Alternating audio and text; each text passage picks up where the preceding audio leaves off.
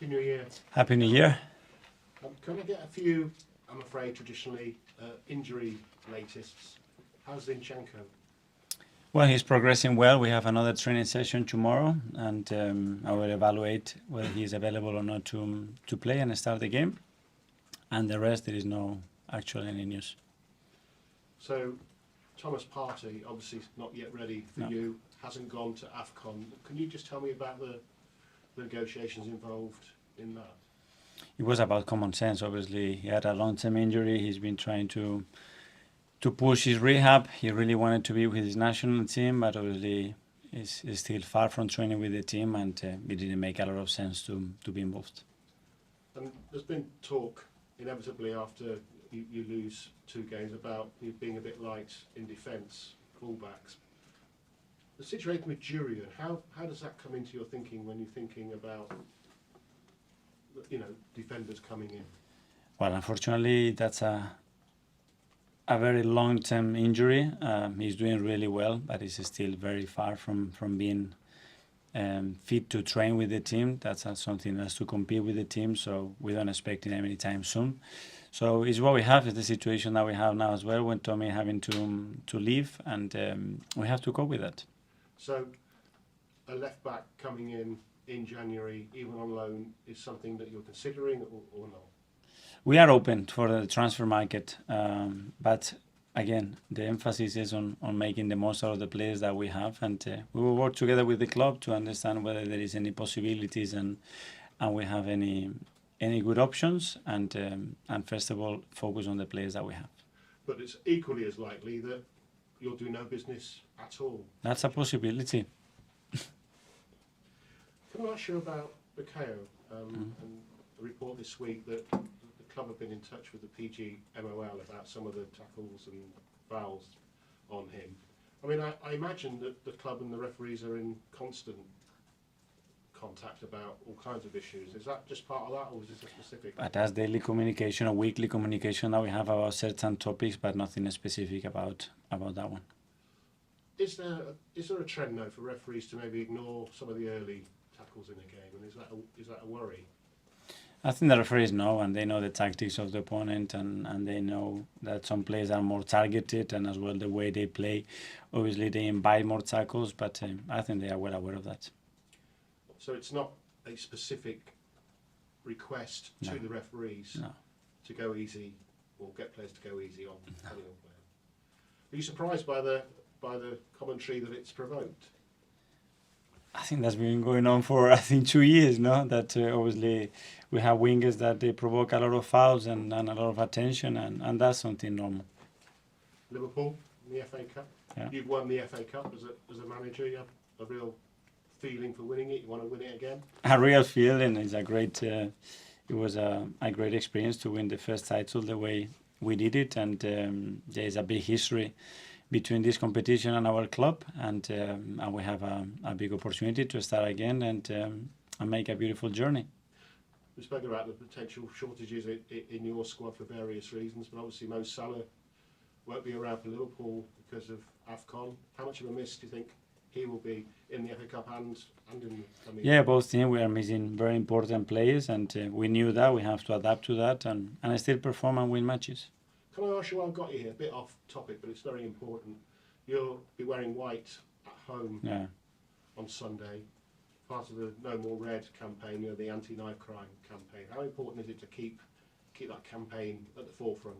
I think it's a great initiative from the club. I think giving support and creating a safer environment with the power and the capacity that we have to help people to transform certain areas of London as well. I think it's a campaign that started 3 years ago and has helped a lot of people already and brought a lot of attention. So we can make the streets safer around our city, especially with people that we have kids. We will sleep better. Brilliant. Thank you, Mikel. Thank you. Ian. Hi, Mikel. How are you? Good, thank you.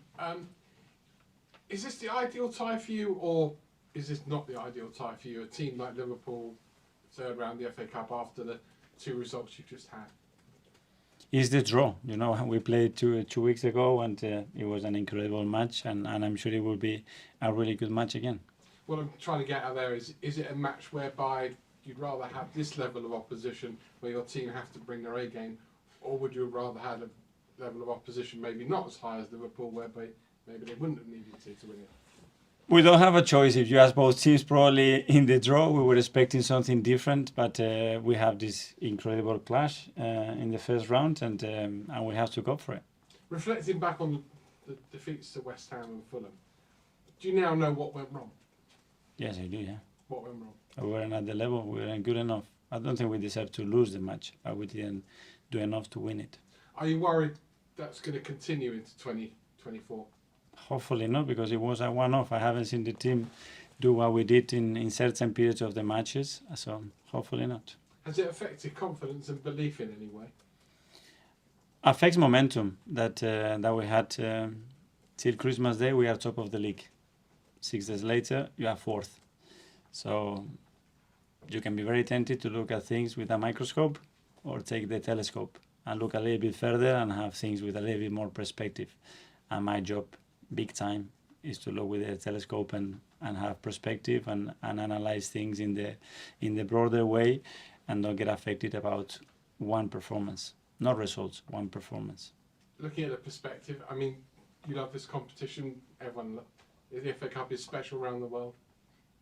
It's a great competition, as I said before, very attached to the club, and where the club has won it more times. So yeah, we expect a great game and a good run. One last one from me. You'll have VAR in the game. We saw VAR used to send off Dominic Calvert-Lewin against Palace. Yet there are a lot of games this weekend where there is no VAR. No. Unless tie is played on a Premier League ground, then there's no VAR. Shouldn't the FA Cup, being the competition it is, have the same rules for everybody? I.e., you either all have it or none of you have it. Ideally, yes, I would support that idea 100%. Yeah. Thank you. James? Mikel, a lot was made of the Anfield atmosphere before the league game. Do you think the Emirates can ever replicate that? It can ever be the same sort of place that can intimidate opponents? It will be our own one, and we are really happy with the atmosphere that we have created at the Emirates, and it's been incredibly supportive. Can we tweak it and sometimes make it even more hostile?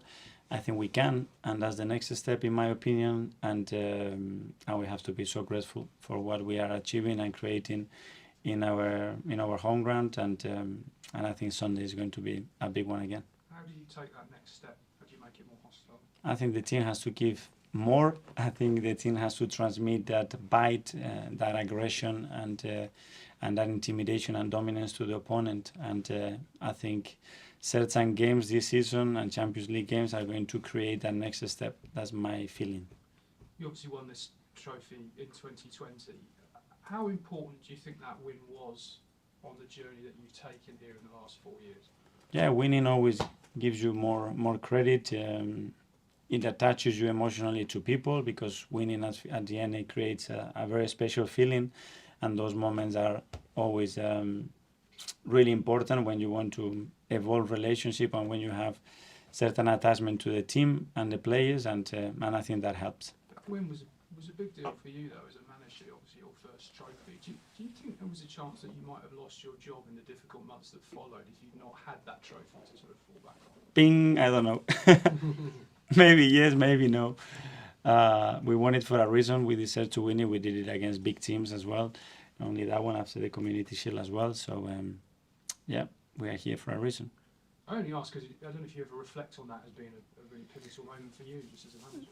Well, I think it helps, as I said, but I don't know. After a month gone by, look now, you lose 2 matches and what is happening now? And 6 days ago, we were top of the league, which means that we're the best team, more consistent team in the league, in the Premier League. Yeah, put things in perspective. Thanks, James. Simon? Mikel, you're obviously supposed to have this mid-season break after Sunday's game. Yeah. If you have a replay, you won't have that break. Just sort of how difficult is that for planning? How frustrating is it? Something the calendar needs to be looked at, because it doesn't really feel like a break if you suddenly have to play in the middle of it. Yeah, that break will be minimal, and we have planned with both the scenarios, obviously, because it's a possibility always in football. And yeah, we want to win the game. We will try to win the game, but that has to be considered because it's there. Replays in the FA Cup, the sort of third, fourth round, something that needs to be looked at next season, particularly when you've got expanded Champions League games. Is it something that might have to come out of the calendar? I think so, but we will see what happens because with the new format of Champions League as well, there will be going to be more games. So I don't know where we're going to fit them. Just ask you as well about the goalkeeper. Obviously, in the Carabao Cup, you played Aaron for the game. Is he going to play on Sunday? We will see on Sunday. I cannot give you the lineup right now. And lastly, on Partey, are we for him talking about there's still weeks to go or months to go in terms of comeback? Hopefully, it's weeks. When he's going to determine and how many weeks, it would a little bit depend on how the next step training with the team will take him. But he's progressing well. Thank you, Kaya. Hi. Another one of your injured players, Fabio Vieira, I just want to ask how he's getting on in terms of his recovery. He's doing well again, but again, it was a surgery that required two different things to get resolved. And the first signs are good. Obviously, it's still a bit far from what we want him, but he needs to keep working, and hopefully in the next few weeks we can have him. And him being out might open up another chance for some other midfielders like Emile Smith-Rowe. Mm. In the summer, there were some links to him leaving, particularly in that last week of the window. I just wondered, how close was that? Was that ever a thing? And did you ever have a conversation with him saying that he needs to stay? It was never part of our plans, no. And going forward, I know you've wanted to give him more minutes this season. Unfortunately, injuries have got in the way, and just as you were starting to build up, he got that injury before. If he comes to you towards the end of the season and his minutes haven't necessarily changed, and he says, I need to leave for the good of my career to go and get minutes elsewhere, will you accept that, or will you just say to him, look, Arsenal's the best place for you to continue your development, I want you here?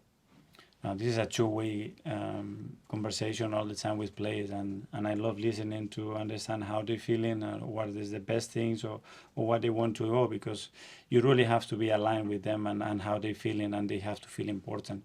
Obviously, there is still the biggest part of the season to play now, and we have to be patient, and he will have his chances. And if a player more generally comes to you and says, I want to leave to get more minutes, are you ever going to stand in their way, or will you happily just say, if you don't want to be here, then that's fine? Well, it depends on the situation in the squad. You know, I want to help. We want to help the players to fulfill their feelings, but as well they need to understand, and they are in a team, in a squad that has been assembled and planned with them in the squad, and you don't always get what you want. You know, because maybe they wanted something different 6 months ago. That it was a new contract, or it was another individual target that they had. So it doesn't always go your way. Thanks. And final live section, James. Hi, Mikel. Hi. One of the subjects that you've spoken about in recent weeks has been execution in the final third. Mm-hmm. And I just wondered, as a coach, when it comes to the final pass or the finish, the shot, is that a specific area where you feel like you have less control as a coach and there's more responsibility with the individual, with the player?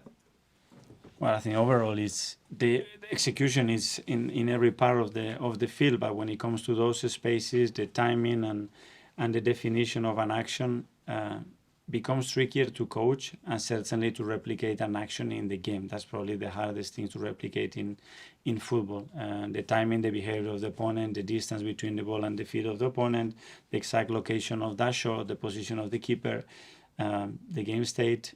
So it's very tricky, but it's something that we have to improve recently, especially in the way that we have transformed those chances into goals. And do you try to emulate that in training then, that kind of specific Yeah, match? for sure.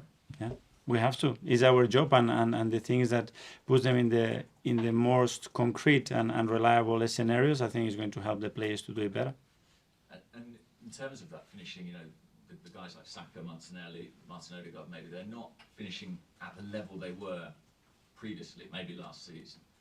Do you think that's just a question of over time it will come back, it fluctuates naturally? Is it confidence? What do you put it down to? Well, I think what they did last year is exceptional, you know, and to maintain those numbers, we knew that it was going to be extremely difficult because it was a one-off, and no one-off for us, one-off in the league.